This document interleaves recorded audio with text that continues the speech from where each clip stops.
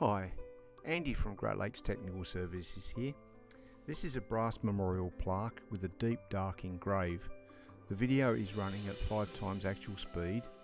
This project was being done on a 30 watt Cloudray laser with 110 lens and running light burn. The settings used will appear in the video shortly.